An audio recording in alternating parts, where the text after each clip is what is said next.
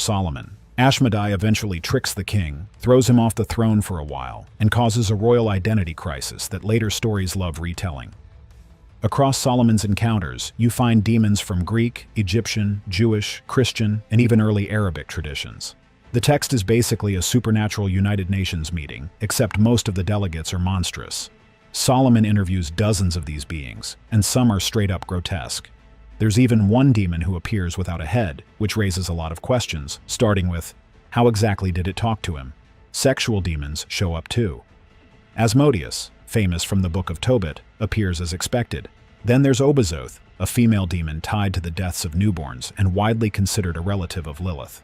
Some of these entities are known from other ancient writings, but many are unique to this text, making Solomon's demon catalog one of the most eclectic in antiquity. One demon, Abazethebu, even takes credit for hardening Pharaoh's heart in the Book of Exodus. According to him, God wasn't behind it. He was. Now, when it comes to the history of the Testament of Solomon, scholars can't seem to agree on anything, except that it's complicated. Estimates for its creation range anywhere from the 1st century AD to the High Middle Ages. Some argue the text leans heavily Jewish in origin. Others say a Christian writer with Greek roots must have stitched it together.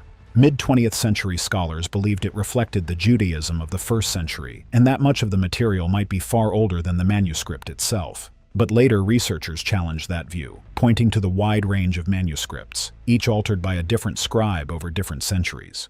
When you add in the magical terminology, astrological references, and theological mashups, the only safe conclusion is this: the author is unknown, the text evolved, and no single culture can claim full ownership. This brings us to the real takeaway, especially now that Grok AI has reconstructed a unified version of the manuscript. The Testament of Solomon isn't a simple religious text. It's a fusion of cultures, beliefs, and mythologies stretching across continents and centuries. It's a supernatural scrapbook created by many hands, each adding their culture's own demons, gods, and cosmology. Some stories might trace back to authentic ancient traditions, others may be literary embellishments, and some might reflect magical practices that have long disappeared.